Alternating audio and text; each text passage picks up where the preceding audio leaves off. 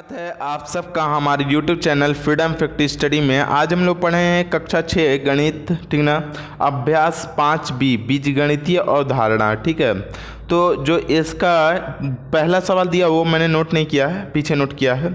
ये जो दूसरा सवाल दिया उसको पहले हम लोग देख लेते हैं, ठीक है ना, उसके बाद पहले सवाल पे चलेंगे क्योंकि गलती से नोट कर लिया, नहीं तो आप लोग कहेंगे तो पहले मैं उसी को बता दूंगा। तो इसमें जो पहला सवाल दिया हुआ है इसमें हम लोगों का दिया हुआ है कि निम्नलिखित कथनों को, ठीक ना, संख्याओं बीजीय के मूल सक्रियाओं के चिन्हों द्वारा सहायता से व्यक्त करना है इसको, ठीक है ना। तो इसको ध्यान देना है कि वृत्त का व्यास उसकी त्रिज्या का दोगुना होता है, ठीक है ना। जो वृत्त का जो व्यास होता है, व्यास किसे कहते हैं पहले तो ये बताइए, व्यास किसे कहते हैं? जो ये केंद्र से, ये केंद्र है, केंद्र से होकर इस पार से उस पार तक जो रेखा जाती है उसको हम लोग व्यास कहते हैं, ठीक है ना। अगर यहाँ से क्या, यहाँ से जाएगा तो उसको व्यास कहेंगे नहीं, जीवा कहेंगे इसको। और ये भी जीवा ही है, लेकिन वृत्त में सबसे बड़ी जीवा जो होती है वो केंद्र से होकर जाती है, और केंद्र से जो होकर जाती है उसका स्पेशल नाम हम लोग व्यास भी रखते हैं, ठीक है ना। तो ये बात ध्यान रखिएगा, जो केंद्र से होकर जाएगी उसी को बोलेंगे, चाहे इधर से निकल जाए केंद्र से होकर, चाहे इधर से केंद्र से होकर निकल जाए, कहीं से केंद्र से होकर निकलेगी तो वो वृत्त की व्यास होती है, और उसकी आधी दूरी जो होती है वो त्रिज्या का काम करती है, चाहे किधर से भी रहे, ठीक है ना। ये देखिए, वृत्त का व्यास उसकी त्रिज्या का दोगुना होता है, तो जाहिर सी बात है कि हाँ, जो वृत्त का व्यास होता है वो त्रिज्या का क्या होता है, हमारा दोगुना होता है। ये बात सही है। तो आप इसके लिए सूत्र लगाएंगे, डायमीटर डी होता है, ठीक ना, यहाँ पर जगह डी, डायमीटर व्यास इक्वल टू मतलब दो गुना, और यहाँ पे त्रिज्या कितना हमारा आर है, तो यहाँ पे गुणे आर कर लेंगे, बराबर हो जाएगा, मतलब कितना हो जाएगा हमारा 2r, मतलब लिख सकते हैं कि d बराबर यहाँ पर हो जाएगा 2r, और यही इसका क्या हो जाएगा, हमारा आंसर हो जाएगा पहले का। अब चलते हैं हम लोग इसके दूसरे सवाल पे। यहाँ पे आप लिख भी सकते हैं कि जो d का व्यास है, d जहाँ पे d वृत्त का व्यास है और r वृत्त की क्या है, हमारी त्रिज्या है, r वृत्त की क्या है, त्रिज्या। आप इस तरीके से लिख भी सकते हैं, लेकिन ये भी आंसर चलेगा, ठीक है। तो इस तरीके से ये दूसरा सवाल हुआ खत्म। अब दूसरा हमारा दिया हुआ है कि वर्ग का परिमाप उसकी एक भुजा का 4 गुना होता है, ठीक है ना। तो मान लेंगे कि माना वर्ग का परिमाप x होगा, माना वर्ग की एक भुजा हमारा, मान लेंगे कि माना, ठीक ना, वर्ग की एक भुजा यक्स है। तो वर्ग का परिमाप यहाँ पे लिख देंगे, वर्ग का, ठीक ना, परिमाप जिसको हम लोग वर्ग क्या बोलते हैं, स्क्वायर ऑफ पेरीमीटर या पेरीमीटर ऑफ स्क्वायर, ठीक है ना, सॉरी पेरीमीटर ऑफ स्क्वायर होगा इसका।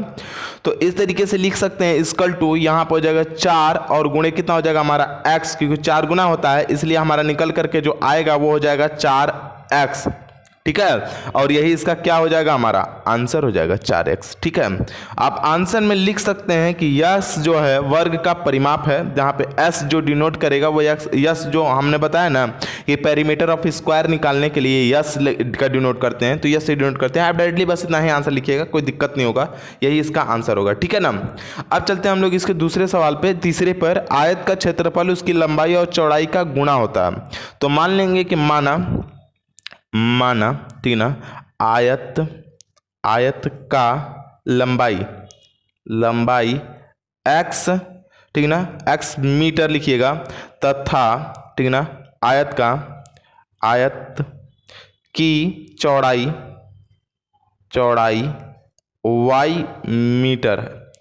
y मीटर है, ठीक है ना। तो आयत का क्षेत्रफल यहाँ पे लिखिएगा, आयत का क्षेत्रफल बराबर यहाँ पे लंबाई और गुणे कितना हो जाएगा हमारा चौड़ाई। लंबाई हमारा x और चौड़ाई हमारा y, दोनों को गुणा करके लिख देंगे तो क्या हो जाएगा हमारा, यहाँ पे निकल करके आ जाएगा x और y। तो जो x और y होगा यही आपका क्या हो जाएगा, आंसर हो जाएगा, और यही आपको निकालना था। तो आपको बस इतना सिंपल सा करना था यहाँ पे कि ये रेक्टेंगल है, आयत का आपको क्षेत्रफल निकालना था, तो क्षेत्रफल को हम लोग ए से, एरिया से भी डिनोट करते हैं, तो ए भी लगा सकते हैं, कोई दिक्कत नहीं होगा, लेकिन आपका आंसर यही होगा, मीटर स्क्वायर में इसको आंसर लिख सकते हैं क्षेत्रफल को। ठीक है ना। तो इस तरीके से आप लिख सकते हैं, इसका कोई दिक्कत नहीं होगा, यहाँ पे x और y ही होगा। ठीक है ना, यही बस दिखाना था, ये हो गया आपका आंसर। अब देखिए नेक्स्ट जो क्वेश्चन दिया हुआ है कि लाभ विक्रय मूल्य तथा क्रय मूल्य के अंतर के बराबर होता है। जो लाभ और विक्रय मूल्य है, लाभ विक्रय मूल्य, लाभ जो होता है विक्रय मूल्य और क्रय मूल्य के अंतर के बराबर होता है। तो हम लोग लिखेंगे कि विक्रय मूल्य बराबर, कुछ भी लिख सकते हैं, विक्रय मूल्य बराबर, यहाँ पे हो जाएगा हमारा, लिख देंगे हम लोग कि विक्रय मूल्य बराबर एस, क्योंकि विक्रय मूल्य को हम लोग सेलिंग प्राइस भी इंग्लिश में बोलते हैं, तो एस लिख देंगे कि माना विक्रय मूल्य बराबर विक्रय, ठीक ना, मूल्य बराबर यहाँ पर हो जाएगा एस, ठीक ना, एस है, ठीक ना, क्रय मूल्य बराबर तथा, यहाँ पे लिख देंगे तथा क्रय मूल्य बराबर, क्रय मूल्य बराबर, क्रय मूल्य क्या होता है हमारा सी, कॉस्ट प्राइस, सी मान लेते हैं, कॉस्ट प्राइस, इसको खरीदा हुआ मूल्य, ये बेचा हुआ मूल्य, ठीक है ना, ये विक्रय मूल्य, ये क्रय मूल्य, ठीक है, इस बात को समझ लीजिएगा। और उसके बाद हम लोग लिखते हैं लाभ। लाभ को क्या बोलते हैं हम लोग, लाभ को हम लोगों को फायदा हो रहा है ना, तो फायदे को क्या बोलेंगे हम लोग, पी से इसको हम लोग इंडिकेट कर सकते हैं, जिसे प्रॉफिट बोलते हैं। तो यहाँ पे लिख देंगे कि लाभ बराबर लाभ पी, इस तरीके से लिख लीजिएगा, लाभ पी बराबर, यहाँ पे हो जाएगा लाभ बराबर क्या होता है, यहाँ विक्रय मूल्य माइनस क्रय मूल्य, ठीक ना, विक्रय मूल्य माइनस क्रय मूल्य, तो यहाँ पे लिखेंगे विक्रय, ठीक ना, मूल्य, विक्रय मूल्य जिसको एस से डिनोट करेगा, माइनस क्रय मूल्य, ठीक ना, क्रय मूल्य जिसको हम लोग सी से इंडिकेट करते हैं। और ये आपका जो सूत्र बन करके आ जाएगा वो लिख सकते हैं P = S - C, ठीक है ना। तो इस तरीके से आप इंडिकेट इसको दिखा सकते हैं, ठीक है। तो ये एक तरीका हुआ, ठीक है ना। यहाँ पे आप P बराबर कोई भी मान रख सकते हैं, यहाँ पे S बराबर कोई भी x y भी ले सकते हैं, कोई ज़रूरी नहीं है, ठीक है ना, कि आप क्या लिए हुए हैं, लेकिन आप एक सीक्वेंस में लेना चाहते हैं तो ये तरीका है लगाने का, ये भी लगा सकते हैं, ठीक है ना। तो यहाँ पे ये हो जाएगा आपका आंसर, ठीक है। अगर ये चैप्टर गया, ये दूसरा सवाल हुआ खत्म। अब हम लोग इसके पहले सवाल पे चलते हैं और देखते हैं कि पहला हमारा दिया हुआ है कि निम्नलिखित को बीजगणितीय रूप में लिखिए।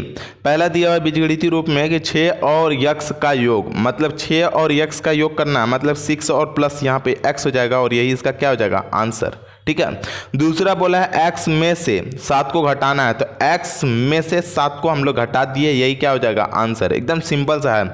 x का 5 में गुणा, मतलब x जो है उसका 5 में गुणा करेंगे तो यहाँ पर हो जाएगा हमारा x और गुणे 5, जब गुणा करके निकालेंगे तो आपका निकल के आएगा 5x, ये हो जाएगा हमारा, क्योंकि नंबर्स को पहले लिखते हैं, ठीक है ना। तो यहाँ पर हो जाएगा 5x। अब लिखा है कि x का 1/3, तो x का मतलब गुणा, ठीक है ना, 1/3 मतलब 1/3, दोनों को गुणा करके निकालेंगे तो आपका निकल के आएगा x/3 और यही क्या हो जाएगा आपका आंसर हो जाएगा। तो इस प्रकार से पहला सवाल हुआ खत्म। अब हम लोग चलते हैं इसके तीसरे सवाल पर, क्योंकि दूसरा सवाल हम पहले ही बता चुके हैं। अब चलते हैं हम लोग इसके तीसरा सवाल हमारा दिया हुआ है, तीसरे का ये कि एक टोकरी में 50 आम तथा दूसरे टोकरी में x आम है, पहली टोकरी में दूसरे टोकरी से कितना अधिक आम है। कितना सिंपल सा सवाल है, यहाँ पे कुछ करना ही नहीं है, डायरेक्टली आप आंसर लिख सकते हैं, 50 - x जो भी निकालेंगे वही क्या हो जाएगा आंसर। लेकिन आप लिखना चाहते हैं तो लिख दीजिए कि पहले टोकरी में, ठीक ना, पहली टोकरी में आम की संख्या, ठीक ना, आम की संख्या यहाँ पर हो जाएगा हमारा आम की संख्या कितनी है, 50 है, तो 50 लिख दीजिएगा, 50 है। दूसरे टोकरी में आमों की संख्या, यहाँ पे लिखिएगा दूसरे टोकरी में, बहुत सिंपल सा है, टोकरी में आम की संख्या बराबर यहाँ पर हो जाएगा हमारा x है। दूसरी टोकरी में आम की संख्या कितनी है, x है। तो पहले टोकरी में दूसरे टोकरी से कितना अधिक आम है, पहले टोकरी में दूसरे टोकरी से कितना अधिक आम है, तो आपको सिंपल सा इसमें कुछ नहीं करना है, लिख देंगे पहले टोकरी में दूसरे टोकरी से अधिक आम बराबर पहले टोकरी से, यहाँ पे लिखेंगे टोकरी से दूसरे टोकरी में अधिक आम है बराबर अधिक, ठीक ना, आम हैं इक्वल यहाँ पे कितना हो जाएगा हमारा, अधिकांक कितने हैं हमारा, इक्वल यहाँ पे लिख सकते हैं, नीचे में लिख देते हैं हम लोग 50 पहले में है और इसमें x है, दोनों घटा लेंगे तो पता चल जाएगा। तो यही क्या हो जाएगा हमारा आंसर। बी वाला नंबर हमारा दिया हुआ है कि एक विद्यालय में कुल 100 छात्र हैं जिसमें से x छात्र प्रदूषित पानी पीने से बीमार हो गए हैं, तो स्वस्थ छात्रों की संख्या बतानी है। सिंपल सा इसका भी 100 माइनस एक्स कर सकते हैं, लेकिन लिख लेंगे कि विद्यालय में कुल विद्यार्थियों की संख्या, ठीक ना, विद्यालय में कुल विद्यार्थियों की संख्या, कुल विद्यार्थी की संख्या बराबर यहाँ पे हो जाएगा x 100 है, ठीक है ना। प्रदूषित जल पीने से बीमार विद्यार्थियों की संख्या, प्रदूषित जल पीने से बीमार, ठीक है ना, बीमार विद्यार्थियों की संख्या, विद्यार्थी की संख्या यहाँ पे हो जाएगा 100 माइनस यहाँ पे हो जाएगा हमारा x, ठीक है ना, सॉरी यहाँ पे x है, विद्यार्थियों की संख्या क्या हो जाएगी x, प्रदूषित जल पीने वाले विद्यार्थियों की संख्या हमारी x है, तो x लिख लीजिएगा, x है, ठीक है, डायरेक्टली बस x लिखिए, इतना बस लिख लीजिए। तो यहाँ पे बताना है कि स्वस्थ विद्यार्थियों की संख्या, तो यहाँ पे लिखेंगे स्वस्थ, ठीक है ना, स्वस्थ विद्यार्थियों की संख्या, विद्यार्थी की संख्या, सिर्फ x लिखिएगा क्योंकि जिसमें बोला है कि जिसमें से x विद्यार्थी क्या हो जाते हैं, प्रदूषित जल पीने से बीमार हैं, तो यहाँ पे लिख देंगे प्रदूषित जल पीने से बीमार, ठीक है ना, बीमार विद्यार्थियों की संख्या x है, x दिया भी है तो x लिख दिए। आपको स्वस्थ विद्यार्थियों की संख्या, तो जब स्वस्थ पूछा है तो कुल विद्यार्थी 100 है, उसमें से x बीमार है, मतलब कि यहाँ पर हो जाएगा 100 और माइनस का x बराबर यही क्या हो जाएगा हमारा आंसर हो जाएगा। तो इस तरीके से आपका बी हुआ कंप्लीट। अब हम लोग आते हैं इसके सवाल दिया हुआ है, संलग्न चित्र में आयत की, ठीक ना, आसन्न भुजाएं x और y हैं, ठीक ना, ये दिया हुआ है, तो आयत का परिमाप ज्ञात करना है। तो सबसे पहले हम लोग लिखेंगे आयत का, ठीक ना, आयत की, ठीक है, लंबाई यहाँ पर हो जाएगा x मीटर, ठीक है ना, और आयत की चौड़ाई y मीटर है, x और y मीटर है, ठीक है। तो आयत का परिमाप यहाँ पे लिखेंगे आयत है, यह है, ठीक ना, आयत की परिमाप बराबर यहाँ पे आयत का परिमाप 2 कोष्ठ में हो जाता है लंबाई और प्लस यहाँ पर हो जाएगा हमारा चौड़ाई। अब देखिए यहाँ पर हो जाएगा 2 और ब्रैकेट में लंबाई कितना दिया हुआ है x, तो x लिख दीजिए, और चौड़ाई कितना दिया y, तो y लिख दीजिए। अगर 2 का गुणा करना है तो बारी बारी से हम लोग गुणा करेंगे, 2 में x का गुणा करेंगे 2x हो जाएगा, और 2 में y का गुणा करेंगे 2y हो जाएगा, और यही इसका क्या हो जाएगा हमारा आंसर हो जाएगा। तो इस तरीके से चौथा सवाल हुआ खत्म। अब हम लोग आते हैं इसके 5वें सवाल पर। 5वां सवाल दिया हुआ है कि एक गुब्बारे का मूल्य x पैसा है, तो ऐसे ही 12 गुब्बारों का मूल्य कितना होगा। तो लिखेंगे कि एक गुब्बारे का मूल्य बराबर एक, ठीक है ना, गुब्बारे का मूल्य x पैसे, तो यहाँ पर हो जाएगा 12 गुब्बारों का मूल्य 12, ठीक है ना, गुब्बारों का यहाँ पे बढ़ेगा, गुब्बारों का मूल्य 12 इंटू एक्स बराबर 12x रुपए, या फिर पैसे लिखिएगा, पैसे, क्योंकि पैसे में है तो पैसे में लिखिएगा, बाद में आप रुपए में कन्वर्ट कर सकते हैं, ठीक है। तो इस तरीके से ये आपका निकल के आ जाएगा 12x पैसे, यही आपका आंसर हो जाएगा। अब देखिए छठा जो सवाल दिया हुआ है कि कक्षा में x विद्यार्थी हैं जिसमें से 1/4 बालिकाएं हैं, तो कक्षा में कितने बालिकाएं हैं, तो बोला है कक्षा में कितनी बालिकाएं हैं। तो सिंपल सा है, आपको बस वही सिंपल सा लगाना है। लिखेंगे विद्यार्थियों की संख्या, कक्षा में कुल विद्यार्थियों की संख्या, कक्षा में कुल विद्यार्थियों की संख्या, विद्यार्थियों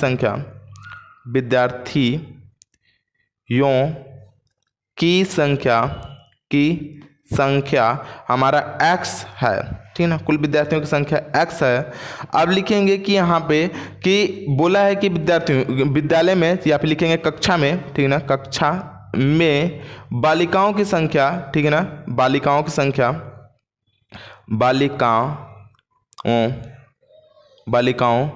की की संख्या। अब बालिकाओं की संख्या कितनी है वो बताइए। 1/4 है, मतलब कि यहाँ पर हो जाएगा 1/4 मतलब 1/4 है। तो अब लिखेंगे कि विद्यालय में या कक्षा में, सॉरी कक्षा है तो कक्षा ही लिखिएगा, विद्यालय मत लिखिएगा। कक्षा में लिखेंगे, कक्षा में ठीक ना, बालिकाओं की संख्या बराबर बालिकाओं की संख्या बराबर यहाँ पे हो जाएगा कितना हमारा x गुणे यहाँ पे 1/में हो जाएगा हमारा 4, x गुणे 1/4, और जब दोनों को गुणा करेंगे तो x/4, ये हो जाएगी हमारी बालिका, ठीक ना, बालिका। तो इस तरीके से ये आपका क्या हो जाएगा, हमारा आंसर हो जाएगा।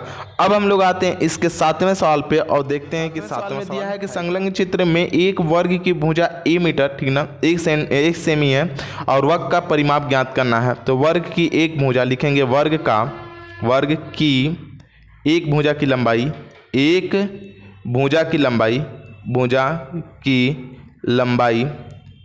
लंबाई a metre, sorry a cm है तो a सेमी, तो लिखेंगे वर्ग का परिमाप, यहाँ पर हो जाएगा वर्ग का परिमाप बराबर 4 गुणे यहाँ पर होता हमारा भुजा, मतलब यहाँ पर हो जाएगा 4 और गुणे भुजा का मान कितना दिया है a, तो a लिख देंगे और दोनों को गुणा कर लेंगे तो यहाँ पर हो जाएगा 4a, और यही इसका क्या हो जाएगा, हमारा आंसर हो जाएगा। ठीक है, तो ये हो गया हमारा 7वां सवाल। अब हम लोग आएंगे इसके 8वां सवाल। हमारा दिया हुआ है कि लीला राधा से 6 वर्ष छोटी है, ठीक ना, लीला राधा की छोटी बहन है, ठीक है ना। आगे दिया हुआ कि वह राधा से 6 वर्ष छोटी है, तो लीला की आयु, ठीक ना, राधा की आयु के पदों में लिखना है आपको। तो सबसे पहले हम लोग की राधा यहाँ पे क्या है, राधा से 6 वर्ष छोटी है ना, तो सबसे पहले हम लोग राधा को मान लेंगे कि माना, ठीक ना, माना राधा की आयु, ठीक ना, आयु x वर्ष, ठीक है ना। तो राधा की आयु जब x वर्ष हो गया है तो लीला की आयु बराबर यहाँ पर हो जाएगा लीला की आयु क्या है, राधा से 6 वर्ष छोटी है। लीला की आयु बोल रहा है कि यहाँ पे देखिए लीला राधा से छोटी है, तो जाहिर सी बात है जब राधा x वर्ष की होगी और वहाँ पे दिख रहा है कि राधा से 6 वर्ष छोटी है, तो लिख देंगे यहाँ पे कि लीला की आयु बराबर x माइनस यहाँ पर हो जाएगा 6 बराबर यही हो जाएगा 6 वर्ष, और यही इसका क्या हो जाएगा, आंसर। इस तरीके से ये आपका 8वां सवाल हुआ खत्म। अब हम लोग आते हैं इसके 9वें सवाल। 9वां सवाल हमारा दिया हुआ है कि माँ ने तीना घर में लड्डू बनाए, उन्होंने कुछ लड्डू मेहमानों को और परिवारों में सदस्यों में दिए, 5 लड्डू शेष रह गया, ठीक ना। तो बताइए कि माँ ने कुल कितने लड्डू बनाए। तो मान लेंगे कि माना, ठीक ना, माँ ने, ठीक ना, माँ ने x लड्डू, ठीक है ना, लड्डू आधा ड भी रहेगा, लड्डू, ठीक है ना, मेहमानों को दिए तथा, ठीक ना, माँ ने y लड्डू, ठीक है, लड्डू, ठीक है, यहाँ पे परिवार में दिए, ठीक है, दिए। यहाँ पे x लड्डू क्या क्या मेहमानों में दिए, y क्या क्या परिवार में दिए, और शेष लड्डू रह गए बराबर कितना हमारा 5 है, तो यहाँ पे लिखेंगे शेष लड्डू रहे बराबर, शेष, ठीक ना, लड्डू रहे बराबर यहाँ पर हो जाएगा हमारा 5 हैं, ठीक है ना, 5 हैं, शेष लड्डू रहे बराबर 5 हैं। तो कुल लड्डुओं की संख्या यहाँ पर हो जाएगा, कुल लड्डू